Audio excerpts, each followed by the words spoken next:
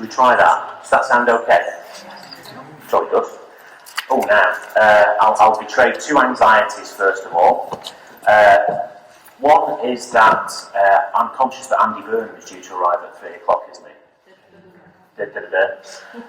So this is not the first time I've been the speaker just before Andy Burnham. So I need to make it clear now.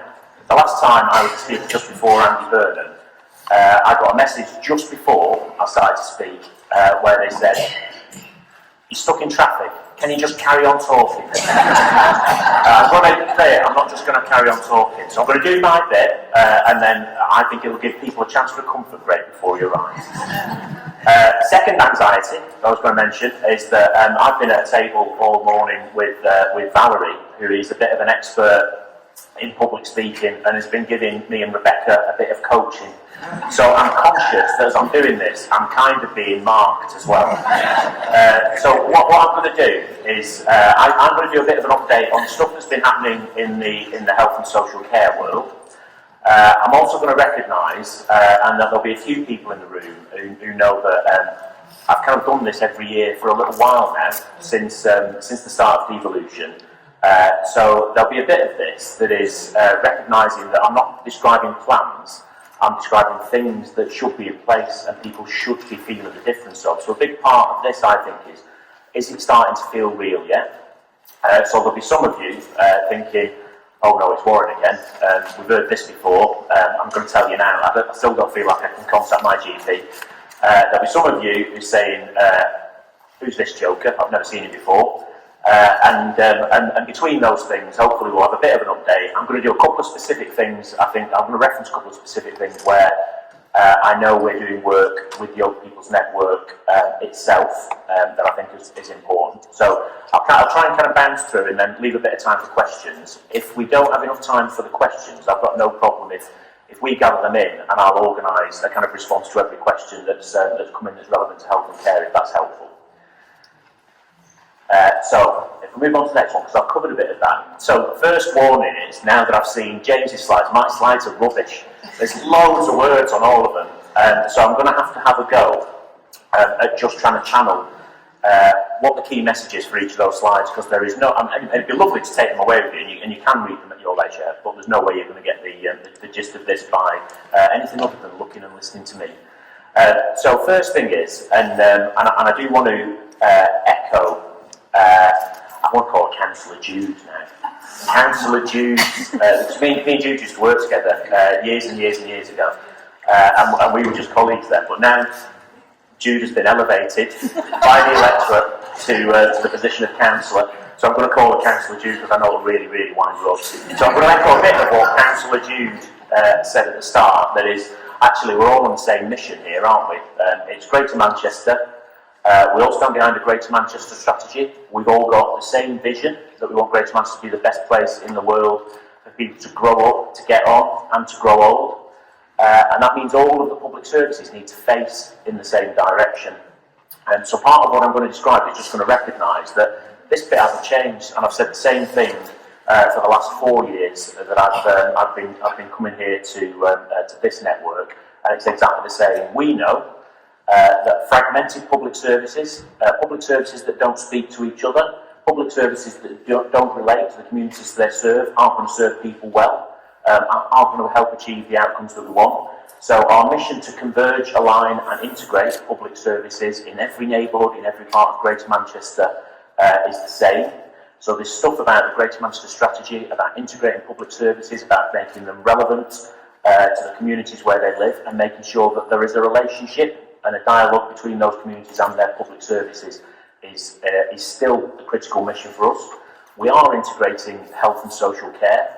You should start feeling a difference between the nature of the relationship, the quality and the frequency of the relationship between professionals in social care, GPs, district nurses, health visitors. It should also make a difference to the relationship between public services on health and care and other public services. So there should be relationships between people who provide housing in those neighbourhoods, people who support businesses, local voluntary and community organisations in those neighbourhoods. It's all on the same mission, and that doesn't change.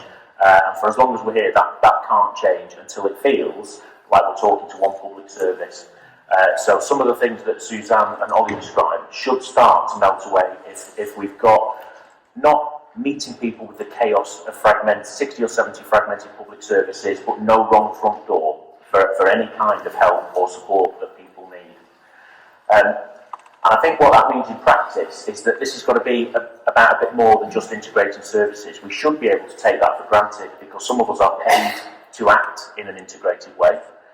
All public services are paid to be integrated. But it also means, what does it mean for us ageing in a place, and how easy is that? And I said us ageing in a place then, because I put the delay on it. I finally found that I'm qualified here now. I am over 50. What does it mean for us aging as a place? What does it mean for us being able to carry on doing the things that we want to do, the things that light us up, and the things that we're passionate about? We all have things that we love doing every day, every week, and we've all got the same fear about those things suddenly being closed off to us. And there might be points where some of us need a bit of help to carry on doing some of those things. So everything that we've been talking about transport, about getting out and about sometimes getting supported to be out and about, is critical to our health and well-being. So it matters as much to us working in health and social care that all of the aspects of everybody's life and how they want to live it are supported. It can't just be about us providing the best primary care or the best social care or the best hospital care if all we're doing is returning to people to the conditions that made them ill in the first place. So actually we've all got to get a bit more passionate about the things that keep people well.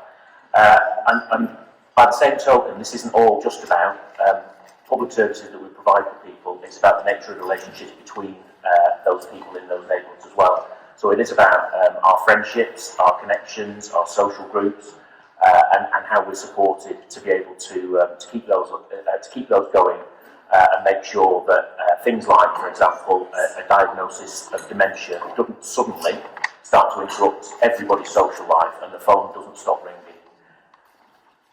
So I think this is social prescribing has been mentioned a couple of times, and I think this is a really good test of whether the integration is actually working, and in particular, the integration between public services and the relationship between public services and the communities they serve is working.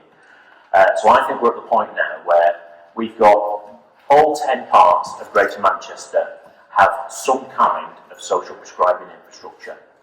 There'll be people working in those places whose job it is to recognise the weirdness of that as a phrase. Social prescribing is a very funny term, but actually it's about people with a job of making sure that they can connect people to things they love doing and friendships and groups that they want to be able to stay in touch with.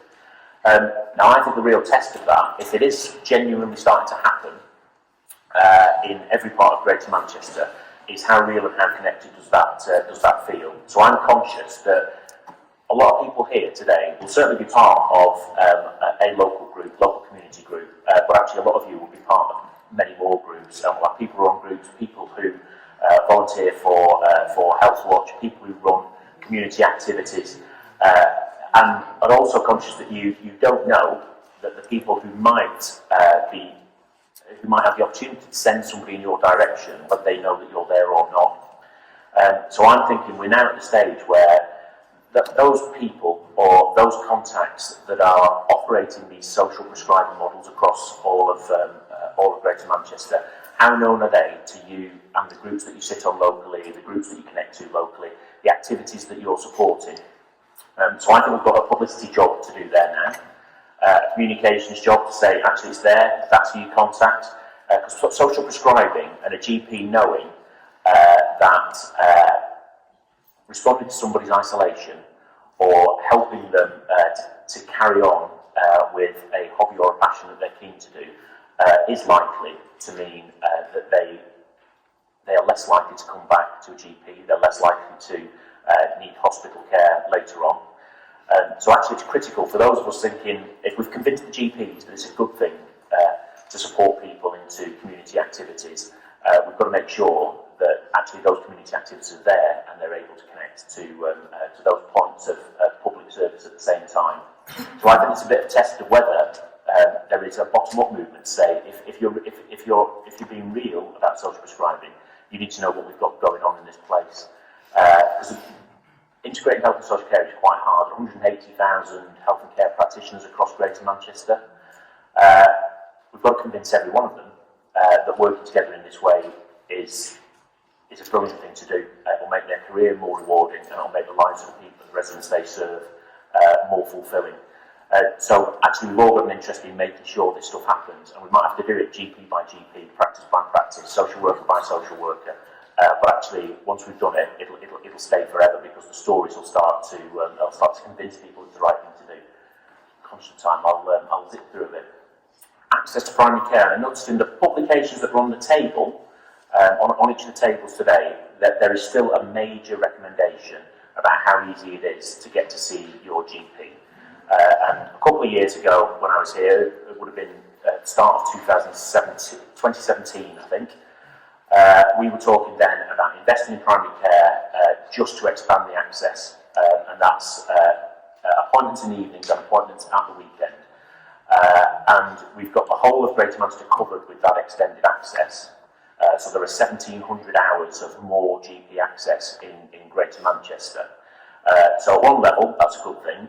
The key test now is, does it feel like it's easier, or actually are you not made aware of some of those of that extended access?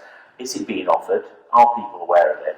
So it might be in a point where we've made investment, we've expanded the service, but it might not be being used in the best way that it can be. So if we just move on. The next thing that we need to do is make sure that we're helping uncover the answer to the question of, if we've extended access, is it being used, and are people benefiting from it now?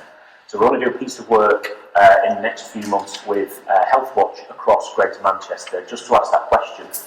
And colleagues here might well be participants in that, if that's okay. So I think there will be a big question for us on, has the investment actually made a difference, or is there a change in the model that we need to make where people are actually accessing it properly? Move on to the next one, thanks. A couple of things about social care, and I'm really pleased that it's had the level of attention in today's conversation that it has.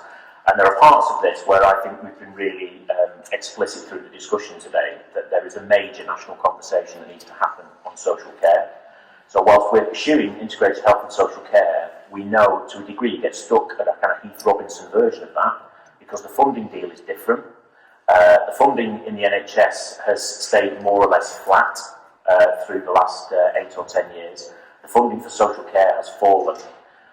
Reducing funding in social care raises demand in the NHS. You cannot equate the two. So it's a make or break competence for integrated health and social care that the funding deal for social care is fixed.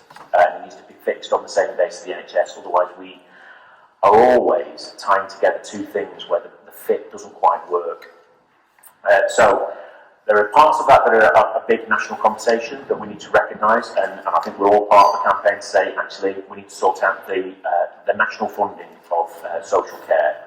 But that doesn't let us off the hook of saying that actually we've got a £6 billion health and care system in Greater Manchester, and we've got an ongoing duty to do the best of all of that resource all of the time. We still have the national conversations, but how do we make the best of what we've got? And we're running now, with Councillor Jude and colleagues, a Pan Greater Manchester Adult Social Care Transformation Programme that's done a number of things. There's usually a lot of attention on social care about how easy it is to help people out of hospital, and that's really important, and I'll say a bit more about that in a minute. But that is not social care, that is not all of social care. There is that deep and wide involvement in all aspects of everybody's life, which is critically important as well, which is why our adult social care programme thinks about all aspects of social care, thinks about the things that keep people independent, thinks about the things that without formal social care actually that people can carry on doing that we know will help keep them independent and well. Also recognises that keeping a treasured workforce in social care is going to be a make or break issue for us as well. That 130,000 gap that I think Suzanne mentioned before is a tangible problem for all of us. So actually we've got to start sending some messages and backing them up pay offers and employment arrangements that confirm that we value social care as a profession. So there's a big part of this. There's a new workforce deal that we're keen to progress on social care. And raising the quality of all aspects of social care, both care in the home and care in nursing and residential homes as well. Move on to the next bit. So there's quite a lot going on around supporting discharge from hospital. And the slide that follows this has got some examples of the kinds of things that are happening across Greater Manchester. It's a facet of integrated care. There's a particularly important part of that is integrated care at the exit of a hospital. We know how frightening it is when that goes wrong and people don't know that they've got the support to assist them in getting home and feeling safe and feeling settled when they do get home. So it's a critical part of that. If we just bounce on to the next one, there are a number of examples that you'll be able to see at your leisure in terms of some of those, home safe support, assistance and adaptations that are happening across all of Greater Manchester. And as I say, these are things that are planned. These are things that are now being implemented. So the litmus test for us is whether people feel like they know what's going on in their patch, whether they've got the relationships. And I'm just conscious where we've set there. Give me the prompt before about whether we're making the most of some of the connections that we've got in individual neighbourhoods. Whether it's governors of foundation trusts, whether we're connecting when we have this kind of conversation. If we think there are probably members of 150 groups collected together in this room, are we clear that we're taking some of the information out of the room and bringing some of the demand back on whether people are actually experiencing an improvement in the way that their care is organised as well.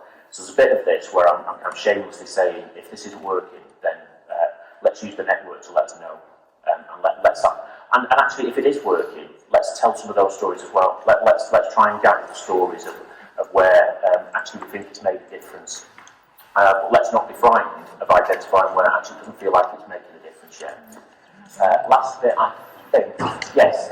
So last bit about the quality framework for care homes and care at home. So we've made quite a remarkable change actually over the course of the last 2.5 years in Greater Manchester. We acknowledged that if we were a single local authority, we would be at the bottom quartile for the quality of social care in Greater Manchester 2 years ago. And we met the challenge head on.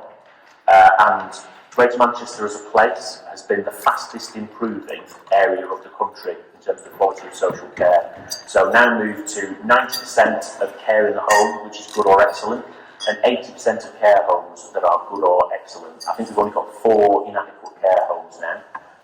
And obviously the aim there is for that to be 0, but it's been an amazing improvement. And part of what we need to do now is working with the Old People's Network, and I think it's Jill Walters in my team that's the connection with the network, on progressing that work and knowing that we've got this kind of forum to help us get under the skin of what quality care actually looks like, where it's happening and how we can spread it. I've gone over, I can see some movement outside, which might mean I don't carry on talking. Hope that was helpful as a hand.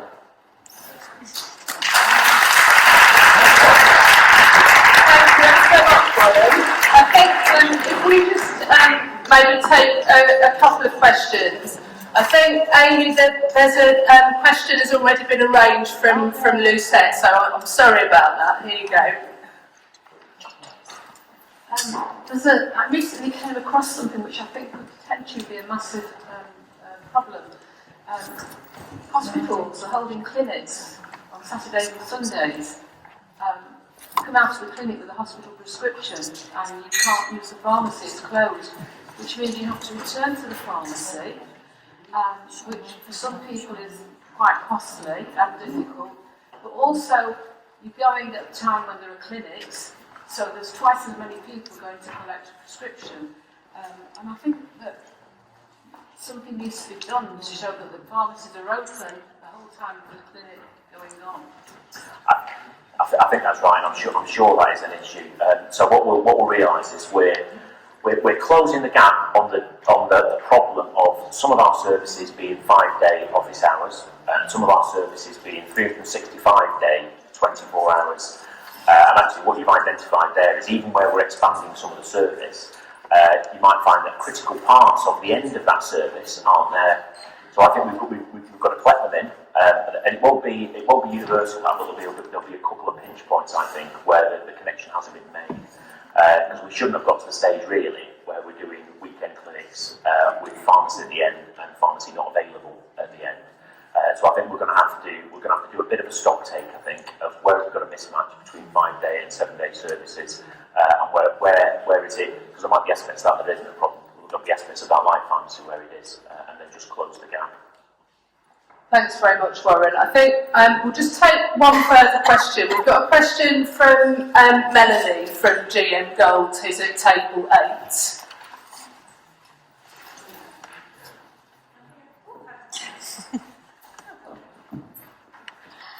How do we make sure when we are planning all the people services in health, social care, everything else in the community? This includes adults with all forms of disability and long-term conditions. I think that's a great question, and there is probably quite a long answer to that actually. I think that part of this is one of the things that was buried away in one of my slides was about if we've got appointments with any kind of health professional or social care professional, what we're trying to do is support different conversations that are actually about the whole person and what they need and what they're looking for, and it's not just the same conversation. It's actually about the condition that they're presenting with. Because actually everybody's experience of their condition and their need for care is going to be different, and the level of support and the type of support that people need is going to be different. So we've got quite a big transformation to do, I think, in terms of supporting GPs to have that extra time for a different kind of conversation, to be comfortable about understanding whether